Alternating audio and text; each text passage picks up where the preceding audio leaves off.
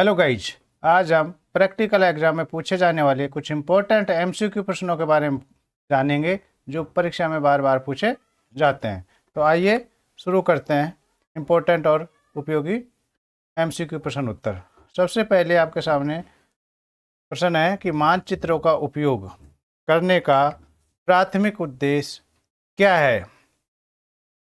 इसमें 4 ऑप्शन दिए गए हैं, उनमें से एक ऑप्शन आपका सही है। तो क्या है इसमें आपका सही उत्तर होगा पृथ्वी की भौगोलिक विशेषताओं को प्रदर्शित करना। नेक्स्ट क्वेश्चन है कि मानचित्र का पैमाना क्या है। तो मानचित्र का पैमाना मानचित्र पर दूरी का जमीन पर वास्तविक दूरी से अनुपात मानचित्र का पैमाना कहलाता है। ये ऑप्शन बी आपका सही है। नेक्स्ट क्वेश्चन है कि 1:50,000 के पैमाने के साथ एक मानचित्र का अर्थ क्या होता है। तो इसका आपका ऑप्शन सी होगा। जमीन पर एक इकाई मानचित्र पर 50,000 इकाइयों का प्रतिनिधित्व करती है। तो आपका ऑप्शन होगा सी। नेक्स्ट क्वेश्चन है कि मानचित्र पर दूरी का प्रतिनिधित्व करने के लिए किस प्रकार का पैमाना समान भागों में विभाजित एक सीधी रेखा का उपयोग करता है। तो ये करता है रेखीय पैमाना होता है, ये करता है। नेक्स्ट क्वेश्चन है कि डॉट वितरण मानचित्र का क्या दर्शाता है, किसको दर्शाता है डॉट। तो ऑप्शन होगा आपका ए सही है। जनसंख्या घनत्व को दर्शाता है डॉट वितरण मानचित्र। नेक्स्ट क्वेश्चन है कि मानचित्र प्रक्षेपण को अक्सर न्यूनतम विरूपण के साथ पूरी दुनिया का प्रतिनिधित्व करने के लिए उपयोग में किया जाता है। किसके द्वारा, कौन सी विधि है। तो यह आपकी रोबिन्सन प्रोजेक्शन के द्वारा। अगला प्रश्न देखते हैं कि किस प्रकार का मानचित्र किसी क्षेत्र के विभिन्न डेटा मानों का प्रतिनिधित्व करने के लिए छायांकन या पैटर्न का उपयोग करता है। तो आपका उत्तर होगा सही, कोरोप्लेथ मानचित्र के। कौन सा है, ऑप्शन सी, कोरोप्लेथ मानचित्र। अक्षांश और देशांतर का उपयोग एक साथ किसके लिए किया जाता है। तो अक्षांश और देशांतर का एक साथ पृथ्वी की सतह पर दो बिंदुओं के बीच की दूरी को ज्ञात करने के लिए किया जाता है। मानचित्रों के अध्ययन और व्याख्या को किस रूप में जाना जाता है। तो इसका सही उत्तर है आपका ऑप्शन ए, कार्टोग्राफी के रूप में जाना जाता है। किस प्रकार का मानचित्र सड़कों, रेलवे और हवाई अड्डों जैसे परिवहन नेटवर्क को दिखाने पर केंद्रित है। तो यह है ऑप्शन आपका डी, परिवहन मानचित्र। ठीक है ना, परिवहन मानचित्र। अगला प्रश्न है कि कौन सा मानचित्र तत्व कार्डिनल दिशाओं उत्तर, दक्षिण, पूर्व, पश्चिम को इंगित करता है। तो यह आपका करता है कंपास, गुलाब। ठीक है ना, इसका ऑप्शन सी सही है। पहाड़ों, नदियों, शहरों और सड़कों जैसे क्षेत्र की प्राकृतिक और मानव निर्मित विशेषताओं को दिखाने वाले मानचित्र को क्या कहा जाता है।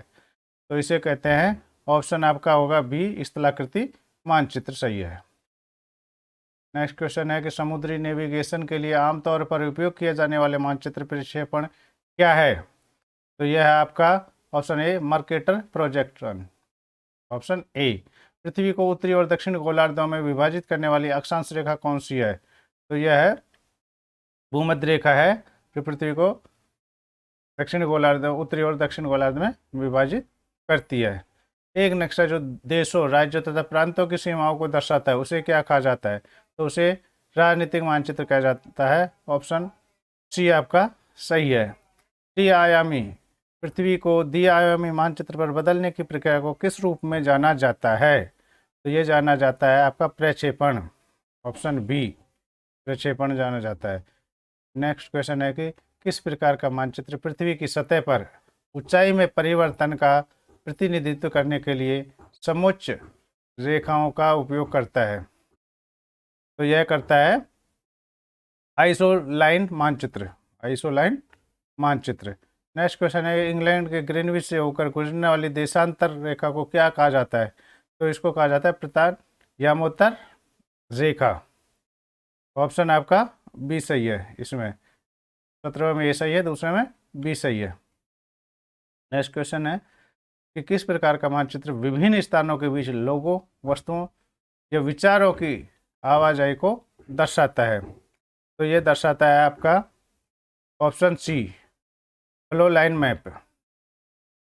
ये क्वेश्चन आंसर आपके लिए बहुत ही इम्पोर्टेंट साबित होंगे। आशा है ये वीडियो आपको पसंद आएगा। अगला क्वेश्चन है कि मानचित्र वह मानचित्र जो किसी क्षेत्र में औसत तापमान वितरण को दर्शाता है उसे क्या कहा जाता है? तो उसे कहा जाता है जलवायु मानचित्र। आपका ऑप्शन डी सही है। यदि आपको वीडियो पसंद आए तो कमेंट करके बताएं इस तरह के और वीडियो बनाने के लिए।